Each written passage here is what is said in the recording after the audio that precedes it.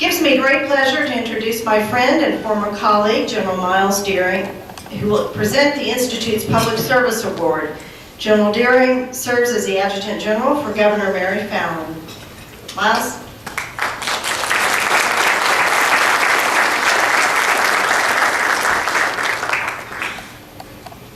Thank you, Susan, and great to see you here tonight. And Orhan, believe it or not, when we get together and we see one another, you don't have to feed me. But every time I see him, it seems like we're behind the dinner table. And such a great host and such a great spirit and heart within our community that helps bind everybody together.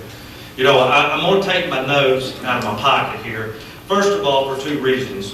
Number one is generals don't spend a lot of time memorizing each other's biography. And secondly, the things that I can tell you by memory about our recipient tonight, she doesn't want me repeating. But it's a great pleasure to be here tonight and a tremendous opportunity to pay tribute to honor the citizens of this great state. I'm honored to introduce and present the Public Service Award to one of those honored citizens, and that's the Honorable Major General Retired Rita Aragorn. Major General Aragorn is the first female Oklahoma Secretary of Veterans Affairs. She participates and facilitates the Oklahoma Military Strategic Planning Commission and is tasked with developing programs that support the military and our current veterans. She also served as the first female commander of the Oklahoma Air National Guard, receiving multiple awards including the Air Force Distinguished Service Medal and the Legion of Merit.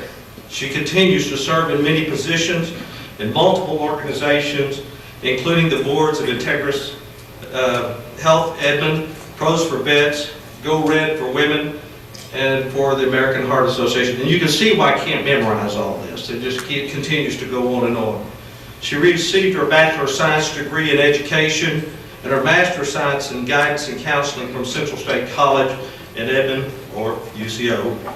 Some of her other awards include the Woman of the Year for Government in Edmond, Oklahoma Women Veteran of the Year, and induction into the Oklahoma Women's Hall of Fame. And one of Major General Aragorn's current passions is working with local employers to help find work for citizens who are veterans in Oklahoma, and what an important role to play now. She continues to reach out to veterans, and she has such a great passion for what they do. And I'm sitting here, and I'm sitting here among two great veterans representatives, and the former Secretary of Veterans Affairs and the current one. But such a great need today, and she has such a fire in her heart for those people who have served. On a personal note, she's a great friend of mine. My wife knew her a lot longer than I have, and through the Oklahoma City Public Schools. But once I met her, her courage, her passion is infectious.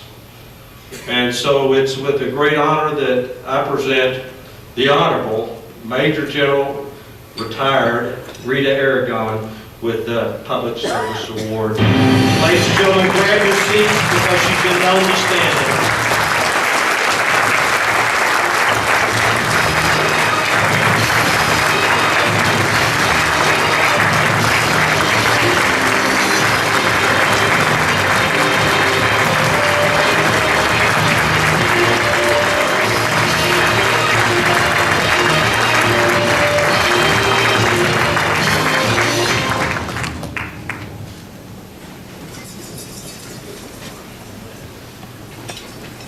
I told him, be funny. Be funny. Don't get up there and start reading off all that stuff. I'm a hairy-legged girl from Dale, Oklahoma. I grew up in the country. I grew up very poor.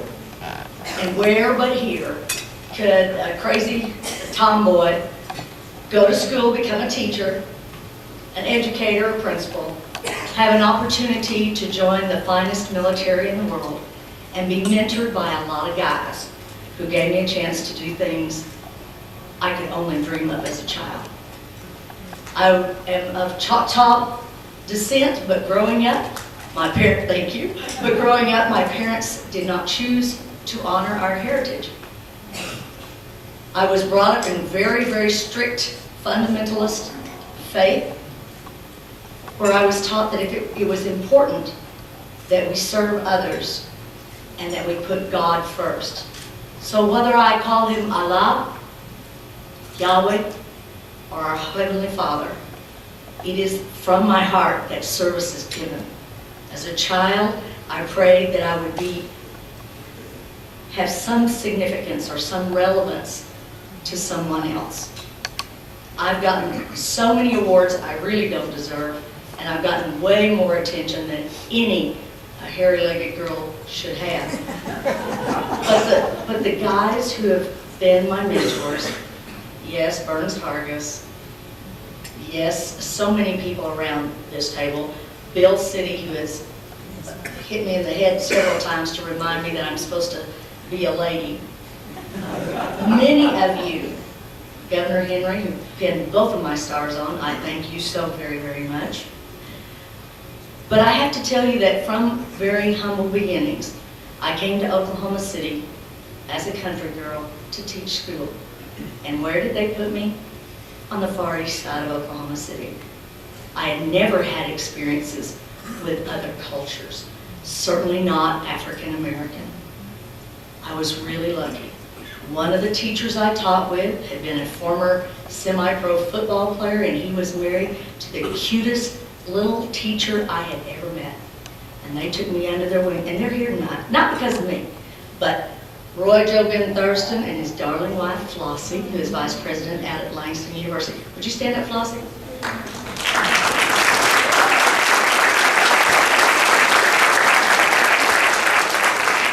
They were the beginning of my multicultural education. To fall in love with children who did not look like me, to fall in love with a culture that was different than mine. I come to embrace the Choctaw culture. I came to embrace many of the nations that I was so honored to get to go to. I was just telling the people at our table when I flew into Turkey for the first time as a crew member, there were no women's quarters. And so I was put on a cot in the middle of the hotel reception area so that I would be protected. Obviously I didn't get much sleep. I kept saying, "Can I just go on the plane and lay down and go to sleep?" Nope, you must stay here so that you're protected. There are a lot of people who know me and know that I really don't, it's the other people who need to be protected. I've served on every continent in the world other than Antarctica. I had no desire to go there. I am an Okie girl, I don't like it that cold anywhere. But from the cultures of the Middle East to those of Asia, even Africa, Australia, I have been so blessed to meet people of all kinds of backgrounds and cultures. But it is the opportunity that has enriched me because I owe so much back. I'm getting a service award and I keep thinking, I got so much given to me. The people that I serve today are the 350,000 who've worn the uniform of this nation. It is a huge honor. When I first was appointed, I sought out my predecessor and I said, okay, Norman, what do I do? And he said, listen. What a profound thought. Me, listen, I know, Burns, I know. It was hard. But I listened. And he was right. Listen to the people. That's what he said. Listen to what they need. And we found that there are so many needs for our veterans.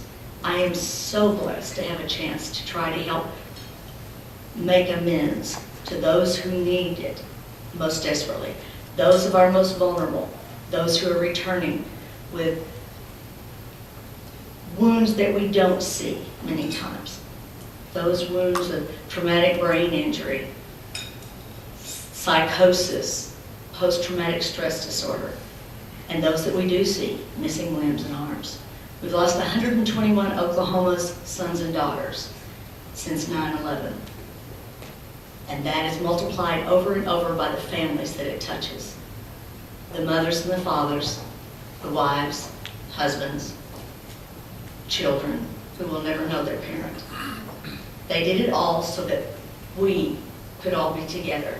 and learn to talk to each other and to communicate with each other and to share that thing. Now, I look up to, adore, well, I look up to everybody, but I mean, look up to the Lieutenant Governor, and he talked about Oklahoma being the melting pot. I like to think of it as a salad.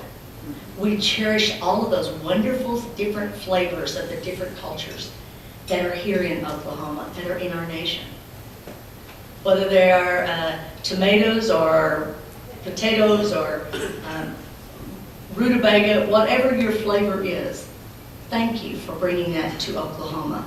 Thank you for sharing your culture, because as we share with each other, we become so much stronger. Whether it is our desire to wear a tiara, or to wear a scarf, or to wear our thinning hair. You know that camera really doesn't do us justice. It doesn't. It is our respect for the other's ability to live and to bring that beautiful culture to us so that we may enjoy the wonderful flavors of each and every one of you. The other recipients this evening, Chad, you know I love you forever and always. Burns, I adore you, as I always have. And I'm not going to say anything about Ann, because everybody else, has done that. It is such a huge and wonderful honor. Thank you so very much. I am deeply touched.